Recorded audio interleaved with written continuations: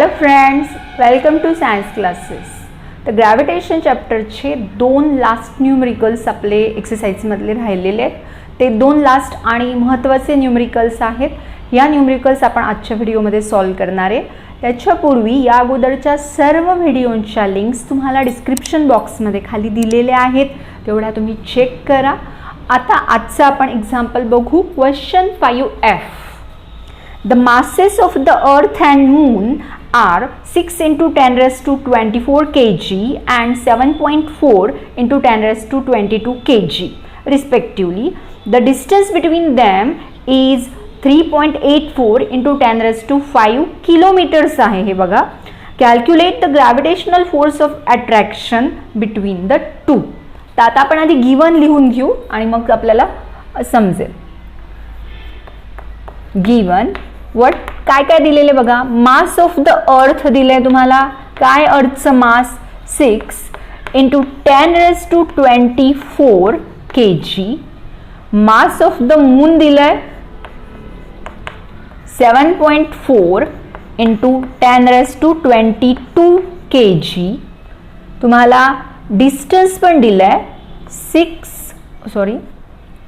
3.84 into 10 raise to 5 kilometres. पण kilometre ही एक डेली लाईफमध्ये यूज होणारी क्वांटिटी आहे किंवा जे युनिट आहे ते आपण वापरू नाही शकत. SI युनिट मीटर असल्यामुळे आपल्याला इथे काय करावं लागेल. 3.84 इंटू 10 रेज टू 8 मीटर्स लिहावे लागतील. इथे ही एक चेंज ह्या गणितामध्ये जो आपल्याला करून घ्यावा लागेल. आणि जीची व्हॅल्यू दिली आहे तुम्हाला 6.7 into 10 raise to -11 newton metre square per kilogram square. तर हे आपल्याला एवढ्या गिवन व्हॅल्यूज आहे. What we have to find. F is equal to what. म्हणजे आता आपल्याला वाटलं असतं आपण इथे टू फाइंड लिहू, म्हणजे आपल्याला गणिताच्या सगळ्या स्टेप्स क्लिअर होतात. To find F is equal to what. आता सोल्युशन मध्ये Fचं फॉर्म्युला काय ते बघा. F इज इक्वल टू, आता आपल्याला Fचं फॉर्म्युला माहित आहे. G into M masses M into M capital M small m और M1 M2 upon D square. पण इथे आपल्याला अर्थ आणि मून दिलेले आहेत म्हणून आपण काय लिहिणार इथे. G मास ऑफ द अर्थ into mass of the moon upon distance square. आता ह्या फॉर्म्युल्यामध्ये आपण फक्त व्हॅल्यूज टाकणार आहे. इथे व्हॅल्यूज बघा. जीची व्हॅल्यू काय 6.7 into 10 raise to -11 into 6 into 10 raise to 24 into 7.4 into 10 raise to 22 upon square of the distance. डिस्टन्सचा वर्ग करा. 3.84 इंटू 10 रेज टू 8 ब्रॅकेटचा स्क्वेअर. आता इथपर्यंत सगळं मला क्लिअर आहे. आता आपल्याला काय करायचंय. जे एक्स मी काय करते त्या नीट फॅक्टर बघा स्टेपमध्ये. हे ज्यांना इंडेक्स आहे ते आपण एकमेकांच्या जवळ आपण त्यांना क्लोज घेऊ. मग काय येईल.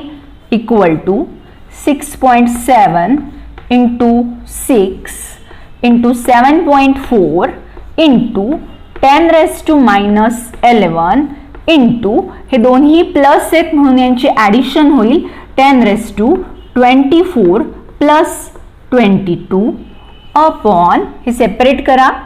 3.84 bracket square into 10 raise to 8 bracket square. आता नेक्स्ट स्टेपमध्ये आपल्याला ह्या दोघांचं मल्टिप्लिकेशन करायचं आहे आणि याचा स्क्वेअर करायचं आहे. आता या दोघांचं मल्टिप्लिकेशन एकदम इझी आहे. 7.4 इंटू 6 4 जा 24 6 7 जा 42 प्लस 1 44 44.4. मग आपण इथे ते लिहून टाकू. 6.7 इंटू 44.4 इंटू 10 रेज टू हे -11. या दोघांची ॲडिशन काय येईल. 4 इंटू 2 6 2 इंटू 2 4 प्लस 46. आपण आता इथे सबट्रॅक्शन होईल कारण हे मायनस आहे हे प्लस आहे. आता ह्या स्टेपला ही एक क्रुशियल स्टेप आहे. ह्या पूर्ण गणितामध्ये ही एक एकदम महत्त्वाची स्टेप आहे. काय स्टेप आहे बघा. 3.84चा स्क्वेअर म्हणजेच 3.84ला तुम्हाला 3.84नेच काय करायचंय, मल्टिप्लाय करायचे. आता इथे काय होतं, यांचं तुम्ही मल्टिप्लिकेशन करू शकतात. हे येणार आहे 14.746. ओके, आता मध्ये एखादा व्हॅल्यू येईल, मग आपण ही ॲड करू. 7.66 लिहा. आता इथे या व्हॅल्यूजमध्ये काय चेंज करायचे बघा. थोडंफार इथे कदाचित इथे चुकते तेव्हा. 3.84 स्क्वेअर, स्क्वेअर काय तो 14.7456. ओके, 1 2 3 4. सो 1 2 3 4 4 डिजिट्स नंतर पॉईंट दिलेला आहे, 4 अंकांनंतर. आता आपल्याला ही यातली सगळ्यात महत्त्वाची की एवढं मोठं कॅल्क्युलेशन्स करणं एक्झामला पॉसिबल नसतं. मग त्यामुळे आपण राऊंडिंग करून घेणार आहे. याचं राऊंडिंग कसं करतात बघा. एक एक डिजिट कमी करत जा. नाही तर डायरेक्ट लिहिलं तरी चालेल, पण ही स्टेप पुढे पण उपयोगात येते. काय येईल बघा. 6 आहे, हा 6 कट करायचा आहे, तो 5 पेक्षा मोठा नंबर आहे. It is more than 5. So आधीच्या नंबरमध्ये एक ॲड करा, 746. 6 इज मोर दॅन 5. सो आधीच्या नंबरमध्ये तो कट करायच्या आधी एक ॲड करा, 75. 40.5 मोठा आहे, 8 आणि 14.4 ॲप्रॉक्सिमेटली काय घेणार आहे तुम्ही, 15. सो तुम्हाला कळालेलं असेल की ह्या कॅल्क्युलेशनमध्ये 15 कसे आले. मग इथे काय लिहिणार तुम्ही, 15 इंटू 10⁻8 इंटू 2 10⁻16. आता पुढच्या स्टेपमध्ये तुम्ही ह्या दोन नंबर्सचा काय करणार आहे, गुणाकार करणार आहे. आता कोणते दोन नंबर्स ते तुम्हाला मल्टिप्लाय करायला, 6.7 इंटू 44.4. मग 44.4 इंटू 6.7 याचा गुणाकार येतो 29.746. तुम्ही मल्टिप्लिकेशन करा, याच्यात खूप वेळ जातो त्यामुळे मी नाही केलेलं. इथे आपल्याला परत एकदा राऊंड करायचं आहे, पण इथे राऊंड करताना थोडंसं चेंज करायचं आहे. सॉरी, इथे 200 अँड ओके 2 घरानंतर पॉईंट इथे द्यायला पाहिजे, 297.46. मग आता इथे बघा 297.46 हा आपला आन्सर आहे. आता इथे कॅल्क्युलेशन इझी करण्यासाठी एक छोटी ट्रिक घ्यायची आहे. इथे लिहिताना 29.746 लिहा आणि याला 10ने मल्टिप्लाय करा, म्हणजे बरोबर जेव्हा 10ने मल्टिप्लाय करू तेव्हा आन्सर 297च येणार आहे. ओके, मग आता इथे काय येईल, राऊंडिंग करा. 29.75 10 as it is, 29.8 into 10 as it is, आणि याला काय येणार 30 इंटू 10. ॲप्रॉक्सिमेट आन्सर येतं हे 30 इंटू 10. तुम्ही 300 पण लिहू शकतात, पण पुढे पुस्तकातल्या आन्सरला ते मॅच झालं पाहिजे. काय आन्सर येतं आपलं, 30 इंटू 10. 10 म्हणजेच 10⁻1 इंटू 10⁻35. 46 मधून 11 गेले 35 अपॉन 15 इंटू तुम्ही हे 10⁻16 यातून मायनस करा. ते छेदामध्ये किंवा डिनॉमिनेटरमध्ये जेव्हा ते न्यूमरेटरमध्ये जातात तेव्हा साईन अपोजिट होते, प्लस असेल तर मायनस, त्यामुळे इथे आपण मायनस साईन घेतलेली आहे. तुम्हाला सोपी गोष्ट आहे. 15 1 जा 15, 15 2 जा 30, 15 1 15, 15 2 30, 2 इंटू 10⁻1 इंटू 10⁻19. 35 मायनस 16 येतात 19. मग काय येणार आहे, 2 इंटू 10⁻20. फोर्सचे युनिट आहे न्यूटन. सो मग काय येईल, the gravitational force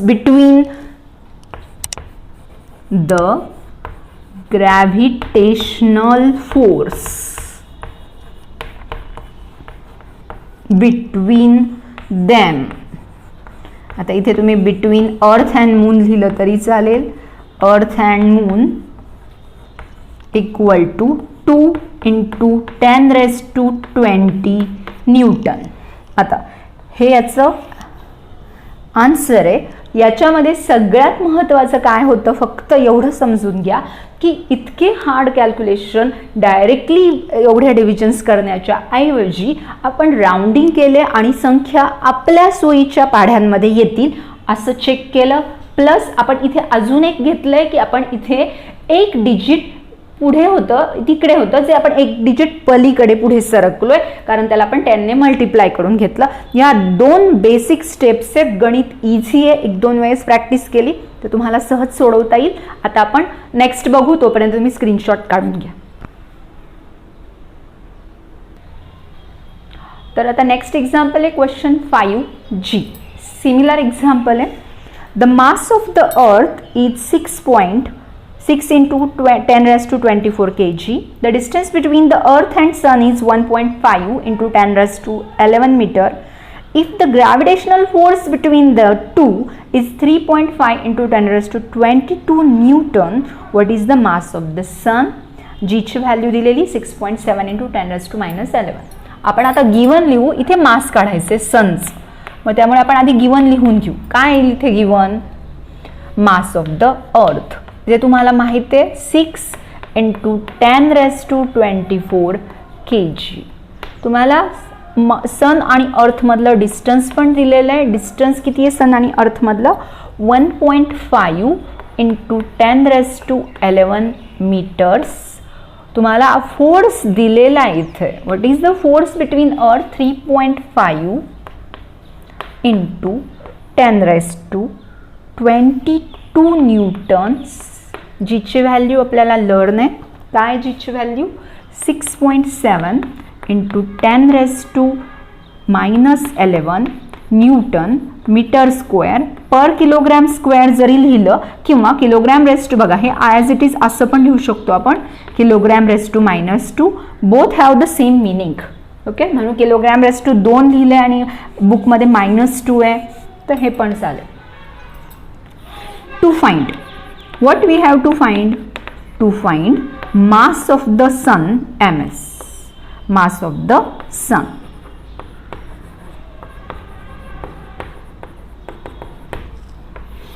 same formula आहे. फॉर्म्युला काय फोर्सचा? फोर्स इज इक्वल टू, इथे फक्त काय घेणार? G, mass of the sun, mass of the earth upon distance square. आता आपण ह्या गणितामध्ये काढायचं काय आपल्याला? Mass of the sun. मग आपण हा फॉर्म्युलाच चेंज करू, म्हणजे फॉर्म्युलाच्या प्लेसेस चेंज करू. Mass of the sun is equal to force into distance square upon G into mass of the earth. आता place the values which are given, ज्या दिलेल्या आहेत त्या व्हॅल्यूज प्लेस करा. एफ 6 इंटू, इकडे बघा मी असं लिहिते, 6 इंटू एफची व्हॅल्यू लिहायची, सॉरी, एफची व्हॅल्यू आहे 3.5 into 10 raised to 22 into D आहे 1.5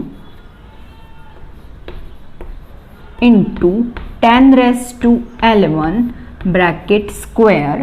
इकडे लिहू थोडंसं म्हणजे ओके.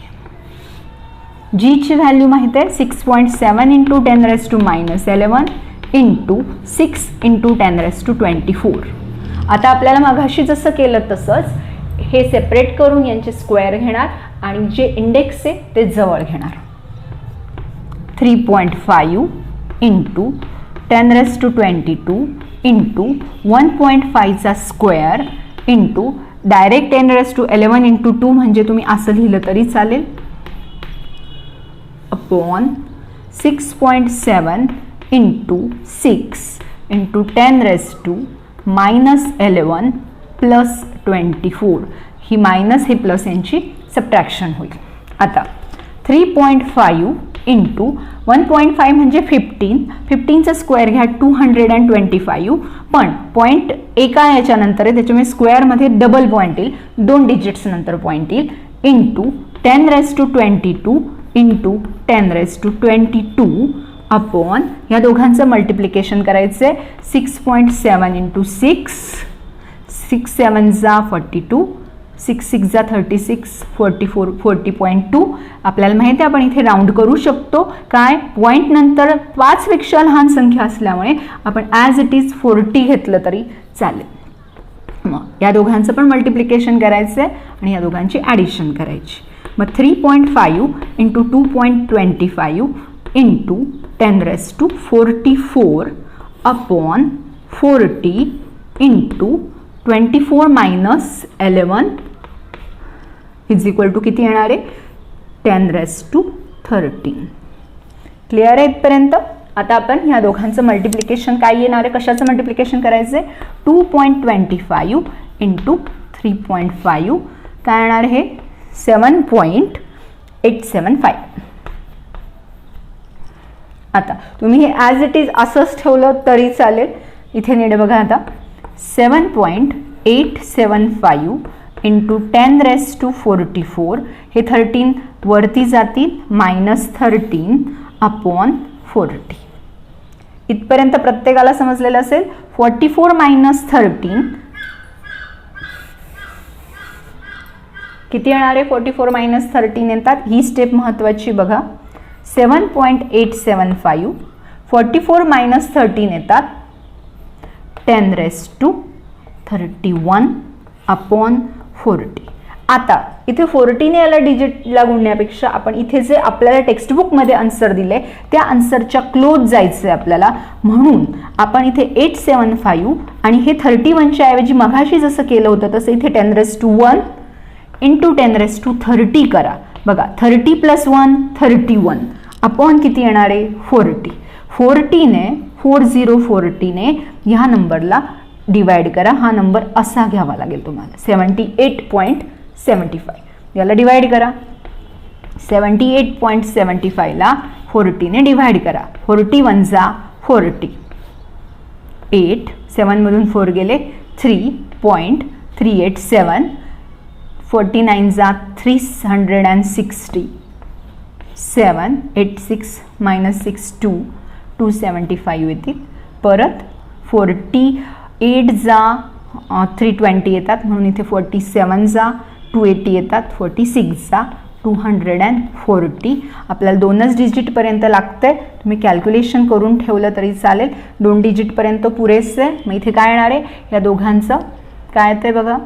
आपण काय केलं ते लक्षात आले का सगळ्यांच्या? इथे बघा, इथे मी हा नंबर असा सेपरेट केला, मग अशी ॲज इट इज होतं तसं. ही स्टेप फक्त लक्षात घ्या. तर 31 आपण सेपरेट केले. 30 × 1 7.875 ला तुम्ही 10 ने मल्टिप्लाय केलं तर पॉईंट एक डिजिट पुढे म्हणजे राईट साईडला उजव्या बाजूला सरकतो. म्हणून इथे आपण 78.75 इंटू 10^30 लिहायचं आणि डिवायडेड बाय 40. आता 40 ने 78.75 ला मल्टिप्लाय केल्यावर आन्सर किती येतं आहे बघा, 1.96. मग आता मी इथे शेजारी आन्सर लिहिते. आता थोडी गर्दी होणार आहे ह्या गणितामध्ये, पण इथे ॲक्च्युली मी आन्सर लिहिल. Mass of the sun is equal to, इथे आपण MS म्हणजे काय ते लिहिलं आहे, किंवा तुम्ही direct mass of the sun लिहा. Mass of the sun equal to 1.96 into 10^30. थोडं व्यवस्थित लिहिते मी.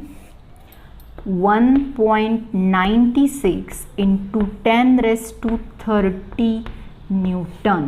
कुठून आलं प्रत्येकाच्या लक्षात आलं. इथे फक्त महत्त्वाची स्टेप एवढीच आहे की 31 स्प्लिट केलेले आहेत. 31 स्प्लिट केल्यामुळे काय झालं, 10^1 आणि 30 30 + 1 31 आणि मग या 10 ने याला मल्टिप्लाय केलं, आलं 78.75. याला जर आपण डिव्हाइड केलं तर आन्सर येतं 1.96 इंटू 10^30 न्यूटन्स. हे गणित सगळे सेपरेट आहे. हा 40 इथे व्यवस्थित असा स्वतंत्र आहे, कारण हे 13 वरती गेलेले, जे इथे प्लस होते ते वर जाऊन मायनस झाले. आय होप तुम्हाला गणित हे सगळ्यांना समजलेलं असेल. इफ एनी केस जर काही मिस्टेक किंवा काही प्रॉब्लेम तुम्हाला आलाच तर तुम्ही मला कमेंट करा. ओके, आता हे ग्रॅव्हिटेशनचं लास्ट आहे. नेक्स्ट व्हिडिओ बघा. थँक्यू.